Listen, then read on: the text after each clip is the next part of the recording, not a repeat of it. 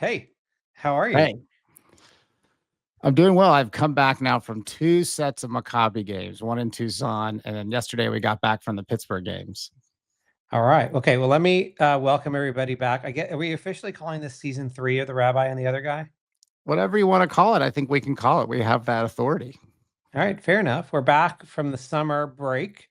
It's too hot in Texas for anybody to do anything. So Daniel and I actually haven't seen each other in a couple months. It's probably very pleasant for you not to have to deal with me. But welcome back.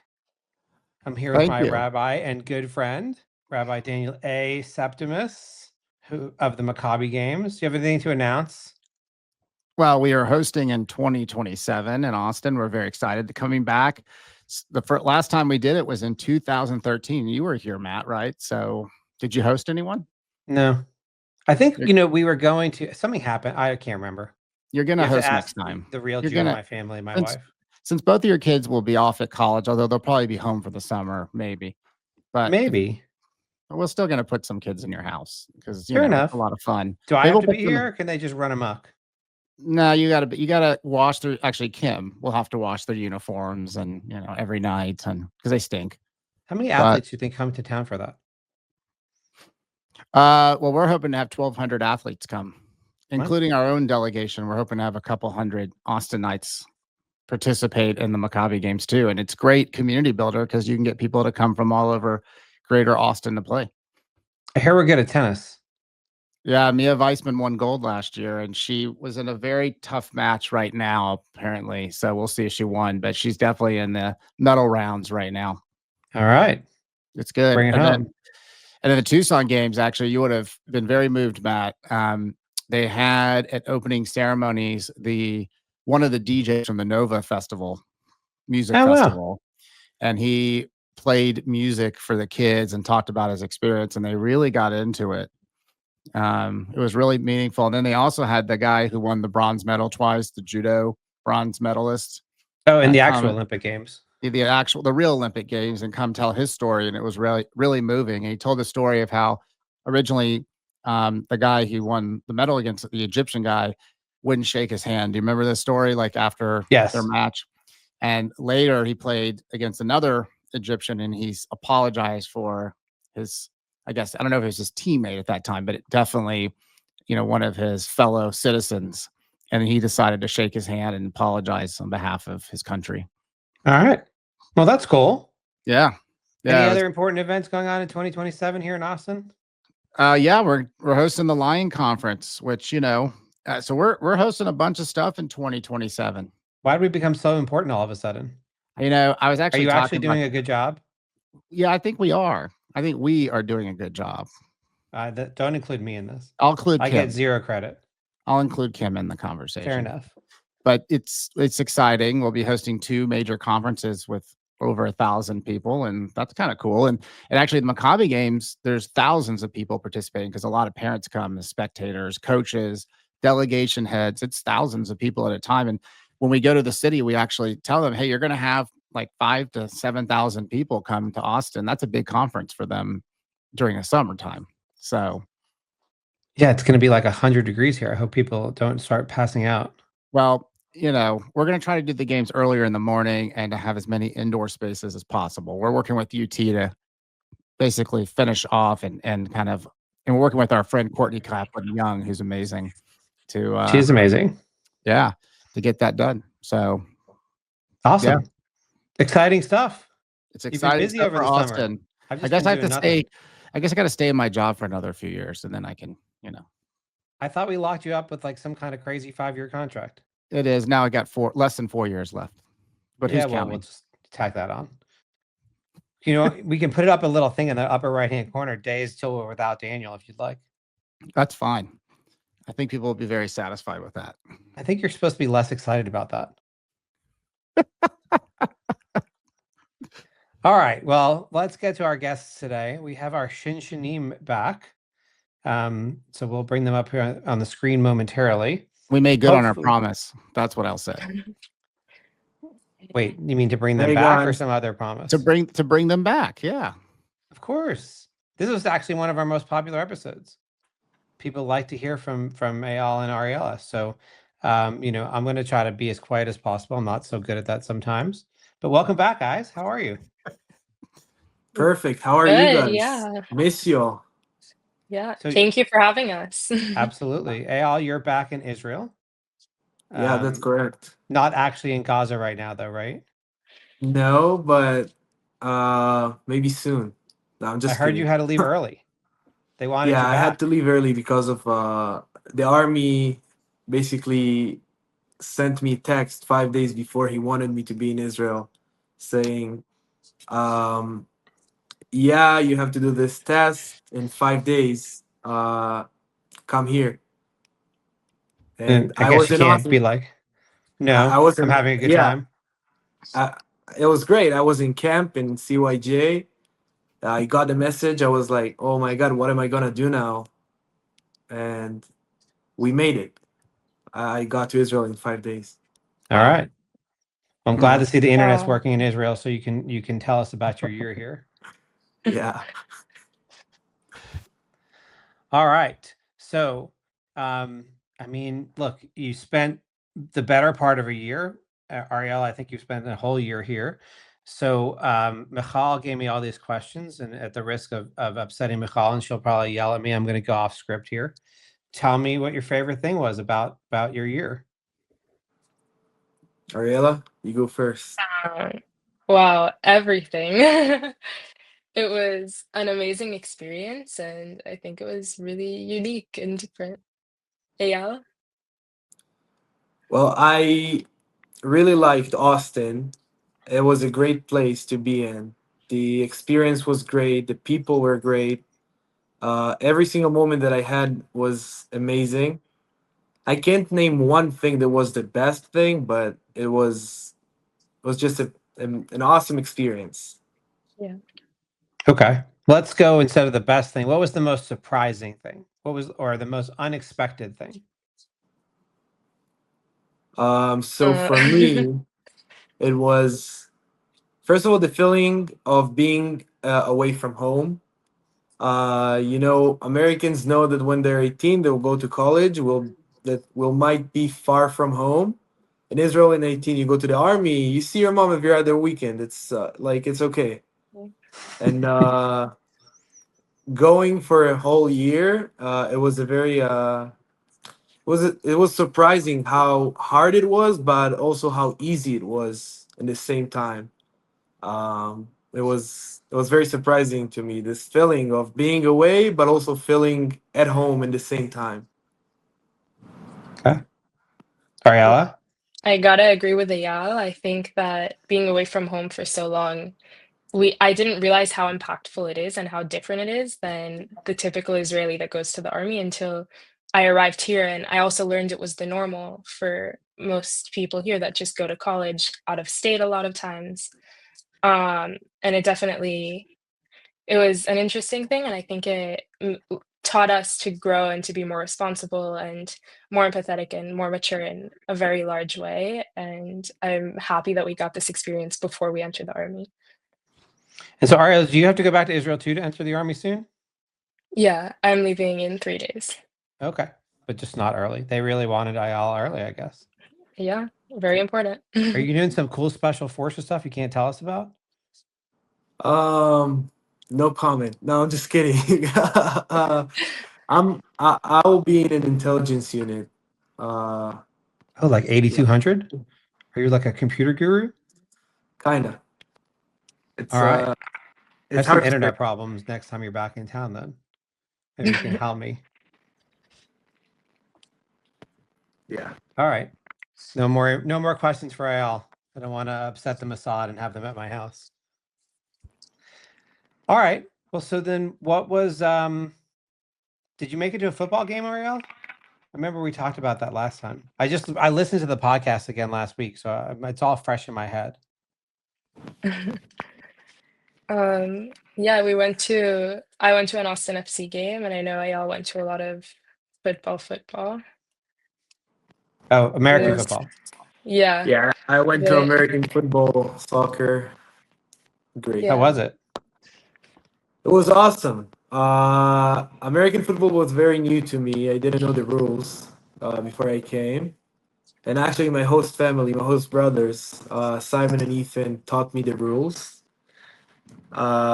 I went for a game, and then later, after a few months, I went to more than a couple Austin FC games, which was more familiar, felt more familiar, but it was great. Cool. Did you go to any basketball games now that we have Israelis in the NBA? Uh, I didn't get a chance to go to an NBA game.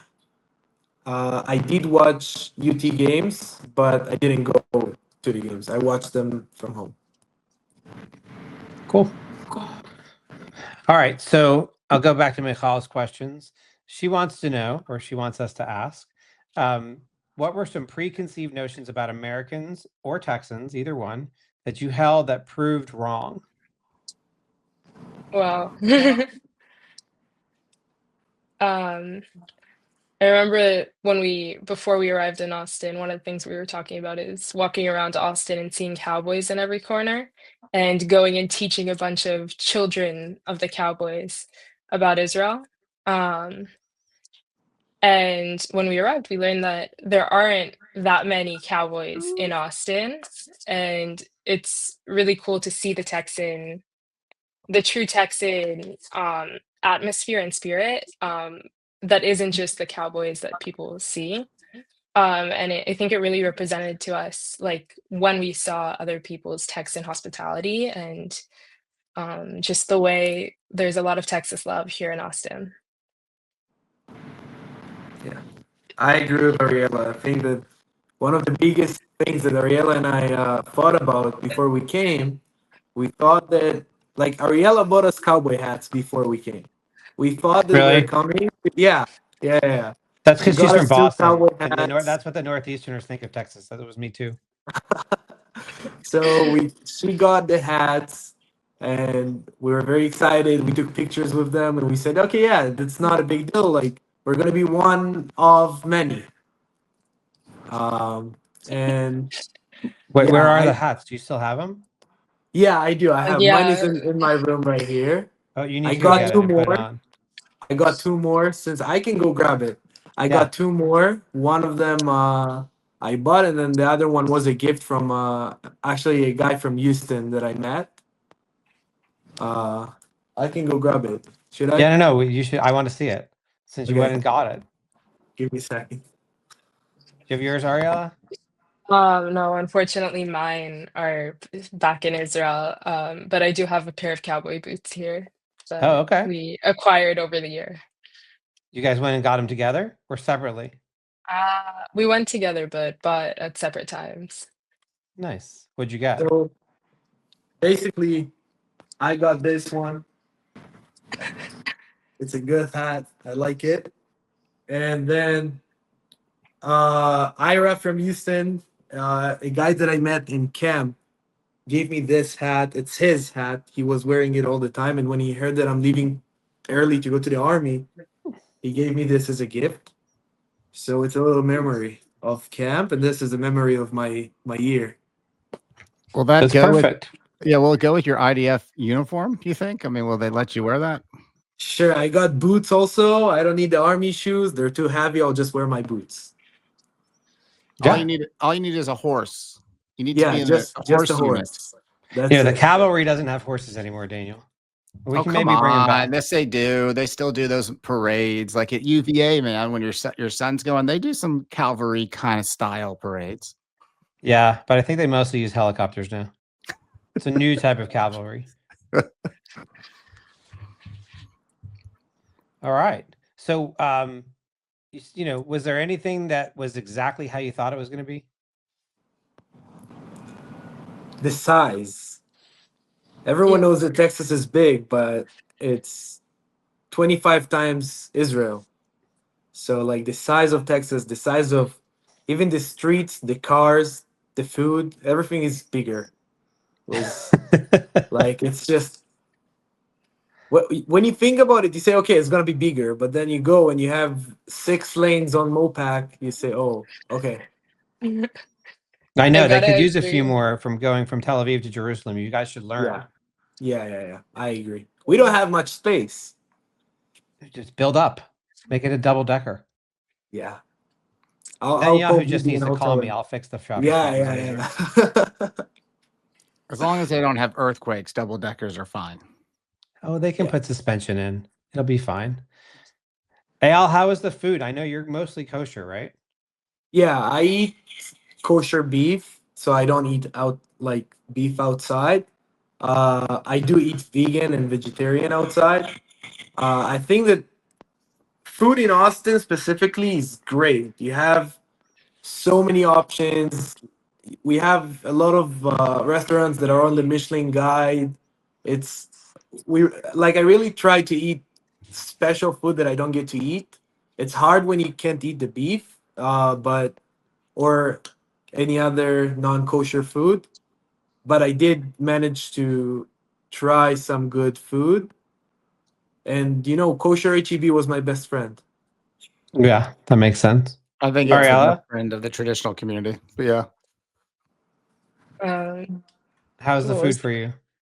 overall it was really good. I might not I keep kosher by choice, like, yeah, I'm a vegan, so my default was kosher and in a way. And definitely the food was very good. And I definitely got the right city in Texas to be a vegan in. Oh, Houston, for sure. Houston actually has a lot of vegan food too. Don't think Dallas does. Danielle. I'm just telling you, it's true. Yeah, it's absolutely true. Did you try either of the like Israeli restaurants in town? Like, yeah, but Yeah. also the Israeli restaurants in town are not kosher. So I mean the menu is not that big if you're not uh, eating everything. I guess that makes sense. They have some Yeah. vegan stuff, yeah, but I guess any Yeah, restaurant can have yeah. vegan, But right? it's mostly Yeah. it's mostly like Alaish barbecue.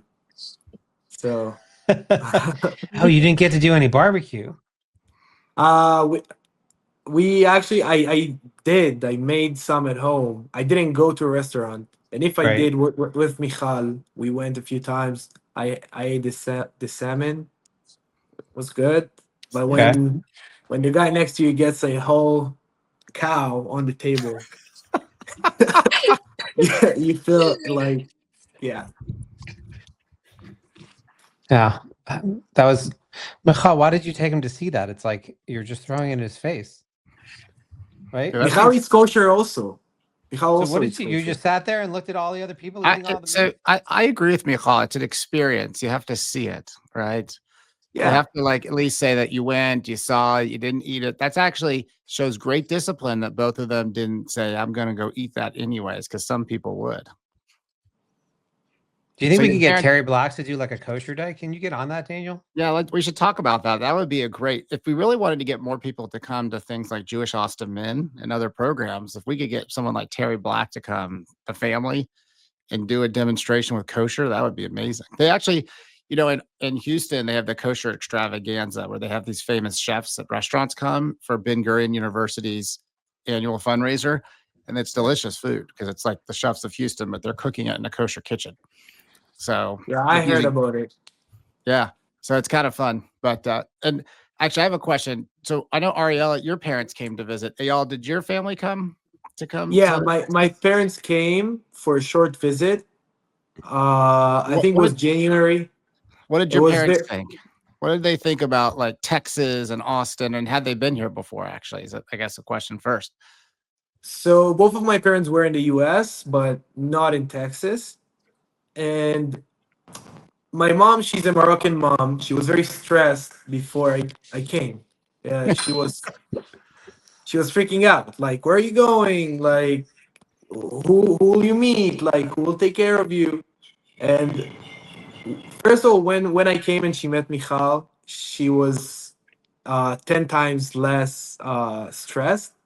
But then when she actually came and I took her to the J, they came for a few days, so our schedule was very, very, very tight. I took her to the J for like 2 hours because I wanted her to see where do I spend my time most of the day. And she said, okay, now I can go and I can be. She felt relieved. She said, look, everyone knows you here. Everyone asks you how was your day going. Everyone takes care of you. So she felt relieved after she came. That's great. What made her feel relieved about? It's just the people? Was it the facility? Like what? And I don't want Ariella to share what her parents' thoughts were too. It was all together. I remember one specific moment that we went to the ECP and she met Risa, Mm. and it was just they just met and that's it. Like she knew that it's gonna be okay that if I'll say like it's she just saw Risa. They talked for a couple of minutes and like okay, yeah, it's fine, it's good. Yeah, These are good ones. Risa's our Jewish educator in the early childhood program at where we have like close to 300 kids every week. Ariella, what about your parents? Like what were their? I know they're from the U.S. obviously, so but Yeah. had they been to Austin before? No, they've been to Houston, but not to Austin. They were really excited to come and see, and I want to agree with Eyal on what he said. They were really relieved to see how the Jewish community works and what like our day-to-day looks like. And they were especially really grateful for like my host families throughout the whole time. And just grateful that they gave us the place to be and they became a part of my family. I love that. I have to agree about the host families. It's just that makes it Yeah. 55 times better. Uh, if you had an apartment, it's one thing, but when you have a family in town, it's way better. Yeah. So Eyal, you stayed with one family the whole time, right? And then Ariella, you moved around to, is it 3 different families? I believe 5. 5 different families, more. A So few counting. have you guys compared notes on like whether it was better to stay with one or better to move around to a bunch of different ones, or a little bit of both, some good, some bad? I feel like Think having one and having multiple it's very different, but both of them are very good. yeah. My host family, when there is this rule of the Jewish agency that when the family travels, you can't stay home alone. So 90% of the times I went to Elizabeth Wallach and Stuart Wallach's house. They were like my second host family. They hosted me every time that I needed. And I feel like the experience of having one is great, but having multiple is even it's amazing. Yeah, There- I gotta Did Stuart try to I make got you go on gap year, or did you tell him like that you don't qualify for that? He sold your course to me also, I have to say. Okay, I wanted to go after I spoke with him. very good. I want to make sure he stays on point. Yeah. I gotta agree with Eyal. I think that there are like pros and cons to having one host family and having multiple. And overall, I feel like I connected with all my host families and I really do love them.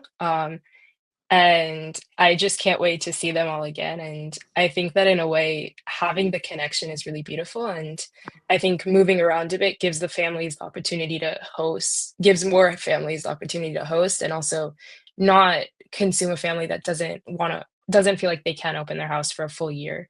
And it makes it more manageable for them. And also, like, you still get a similar experience. Cool. Did either one of you said, Al, that when they travel, did either one of you get to travel with your host families, or did you get to travel outside of Austin or outside of Texas? Um, I did. My Oh, host 8200's family. breaking in. Al's gone.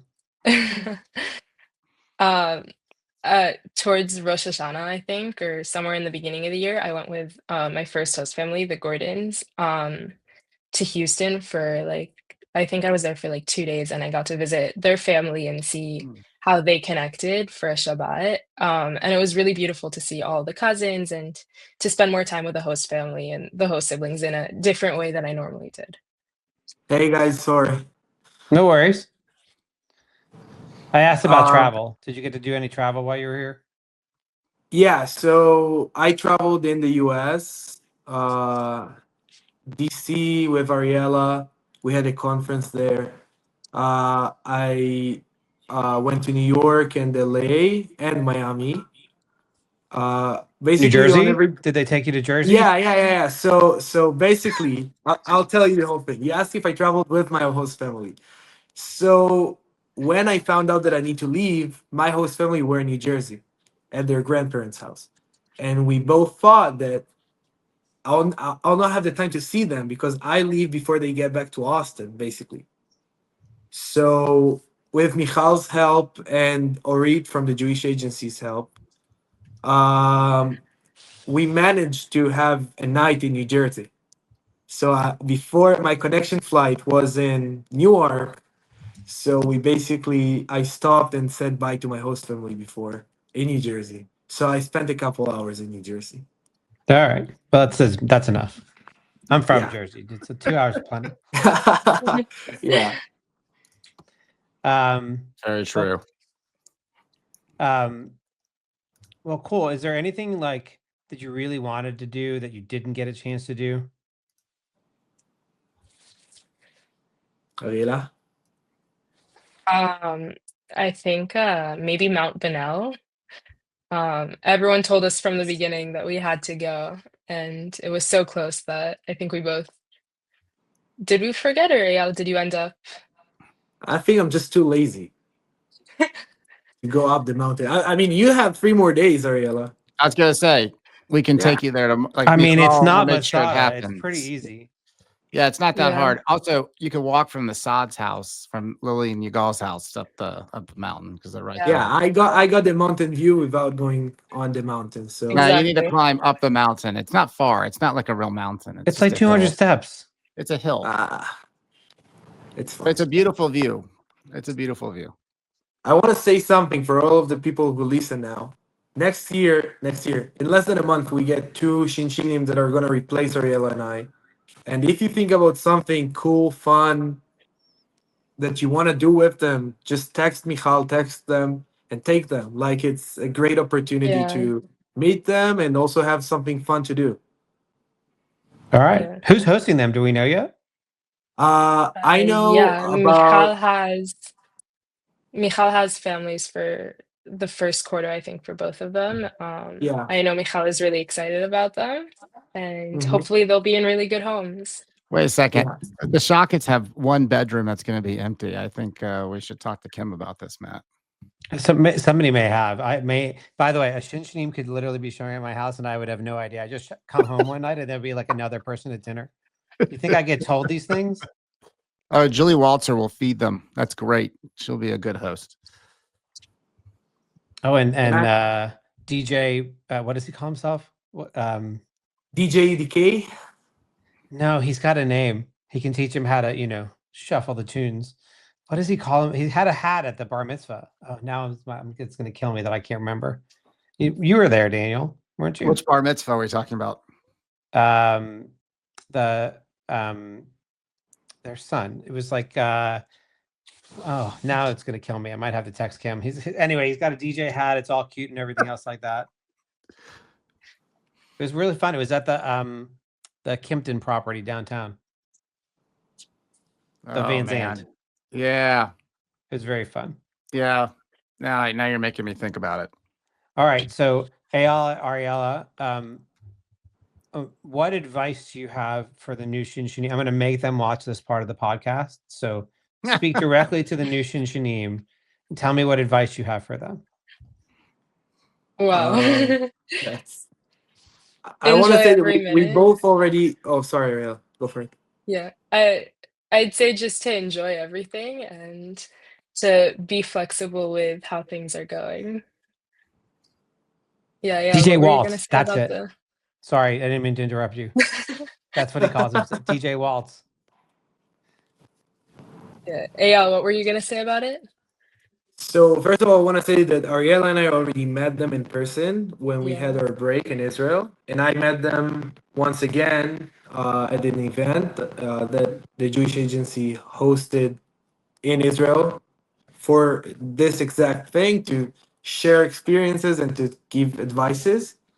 And I always say one thing: say yes to everything Except Mount Benel. except Mount Bonel. I mean, I said yes. I didn't go. I said you just someone offers you something, you think it's weird, you think it's stupid, just do it. Like it's the best experiences. It is. It's the best experiences. I have Cool. a question. And this is Yes. more a serious question, but what are you going to share back with the Israelis, your peers, and your family about what you heard from American Jewish teens and youth about like what they're experiencing in America? Like, from the joy to the challenges of anti-Semitism, like what were overall themes you heard from them? Ariella, why don't you go first? Oh, I think it's really cool to see how they live so far away from Israel and they love Israel so much. And there's a want to learn about Israel and to go on Birthright or on different programs and visit and seeing how close Israel is in a lot of people's hearts, even though the distance it really helped us, I think, almost feel at home when we weren't.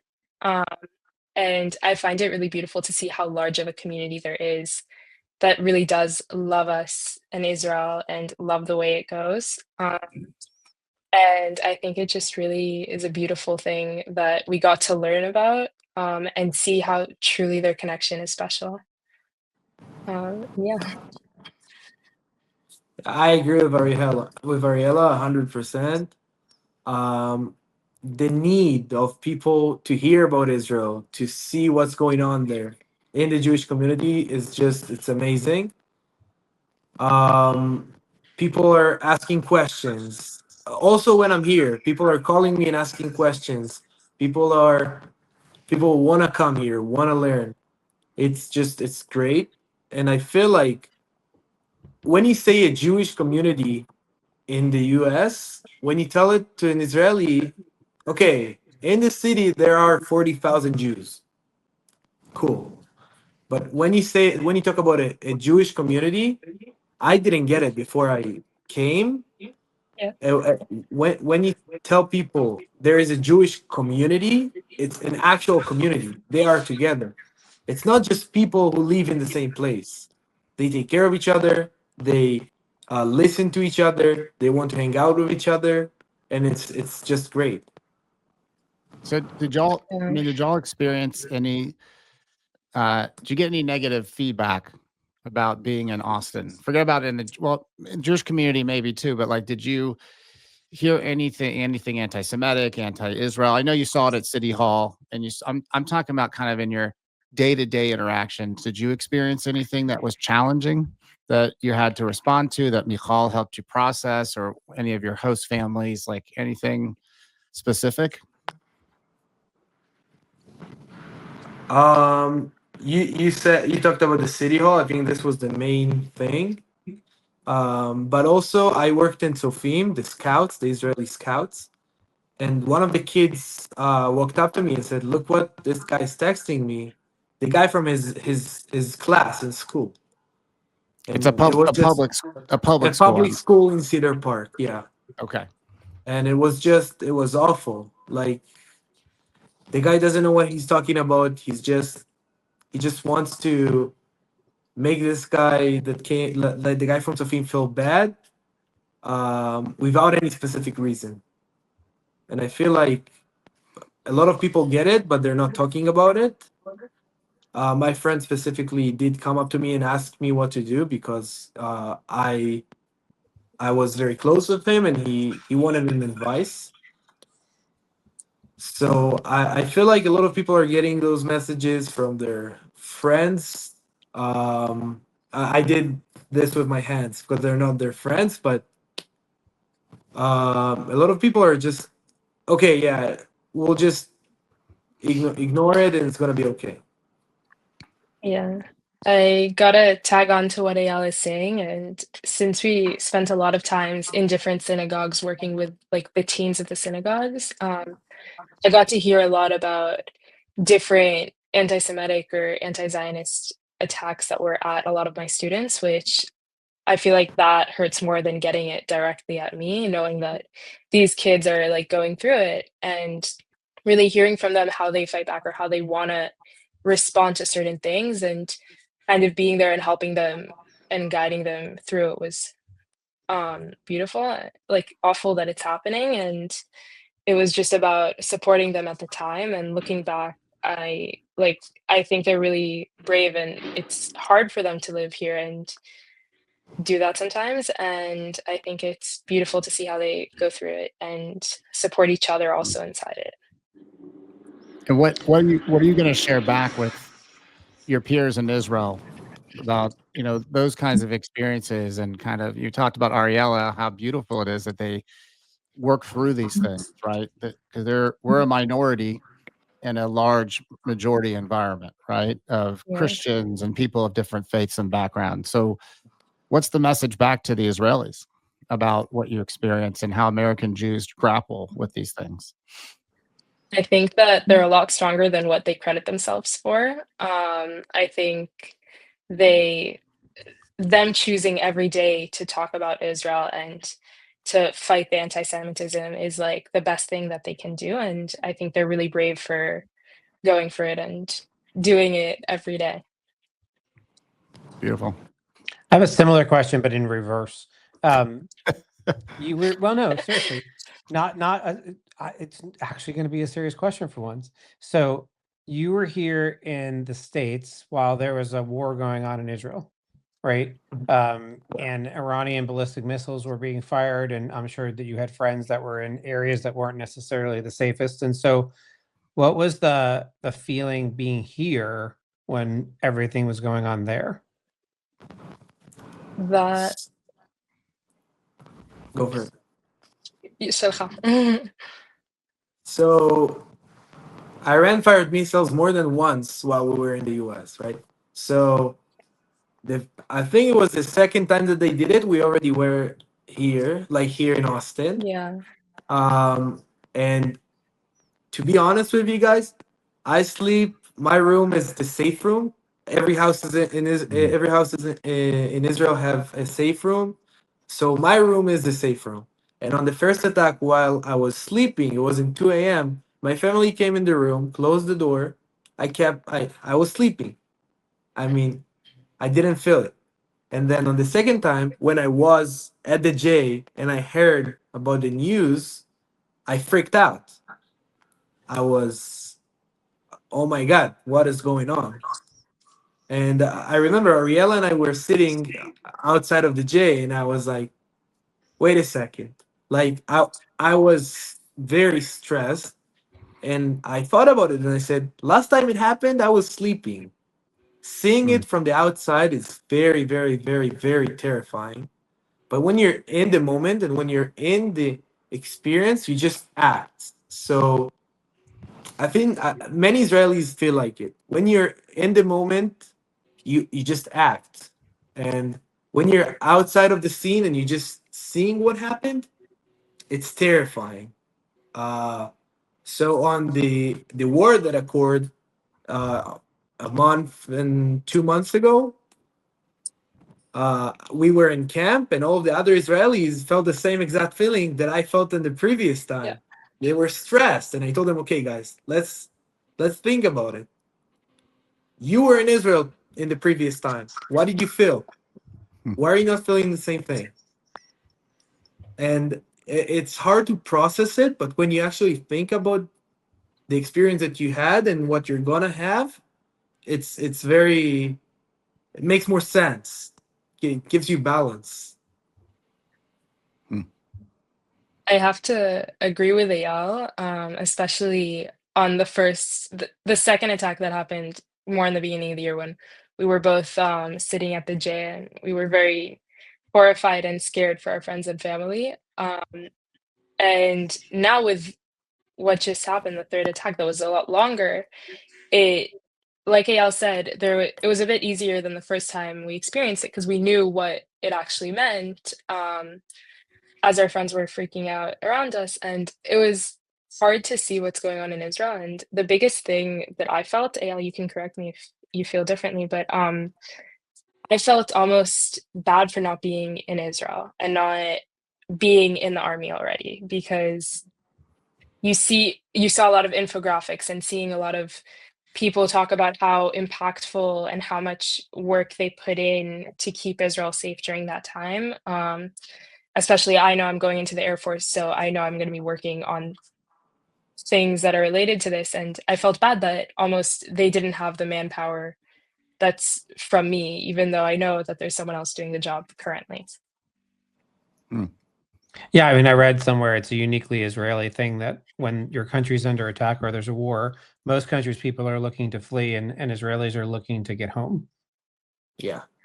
Yeah. On October 7th, you see the flights to Israel were canceled, and basically every single person that was supposed to come to his unit somehow got to his unit.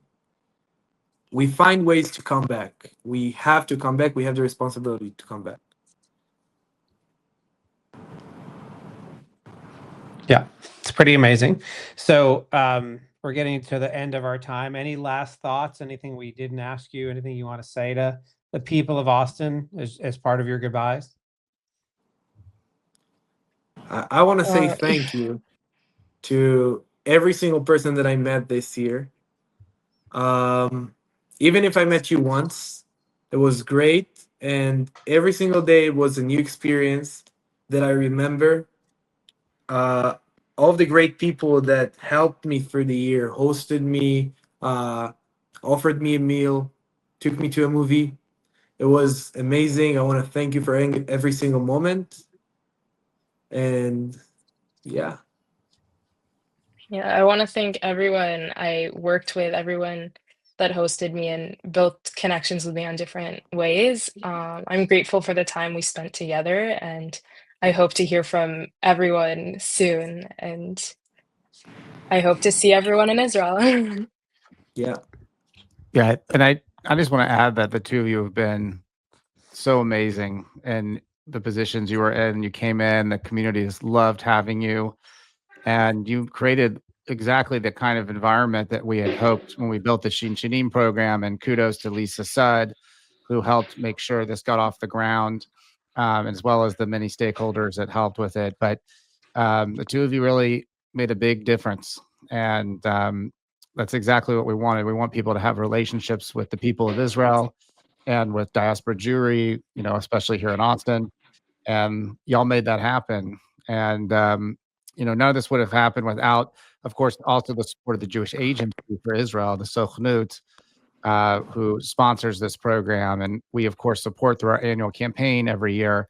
And going into next year, it'll be 100% from our unrestricted annual campaign that goes to support this program. So we're lucky to be able to do this, to bring such incredible people like you. We're excited for our next ShinShinim, but we will for sure miss you. But you'll always be a part of the mishpacha, right? The mishpacha, the family of Austin, because whenever we come there, we're trying to get a trip to Israel. We're going to get it to happen at some point. It's cursed. It's officially cursed, Daniel. You know we that. have to figure out. We have to like slaughter a goat or something. We need to have some kind of korban or something. Every time Daniel officially picks dates for a trip, they start firing missiles at Israel. It's been proven. It's unfortunately true. I'm gonna have to offer a sacrifice on Yom Kippur or something to break the curse. I've done something wrong. Hey, Al, do you guys? Is there a Hebrew word for y'all? Or are you just gonna have to go back and start saying y'all in the middle of all of your Hebrew? That's a great question. I don't know, but I do use y'all when I speak English. Yeah. So now you'll just have to incorporate it. Yeah, Atem is not y'all. Did we ruin your Atem Hebrew? is Are you gonna have it's American you accented guys. Hebrew? That's a Northeastern Hopefully thing. not. Well, what did you say? Sorry.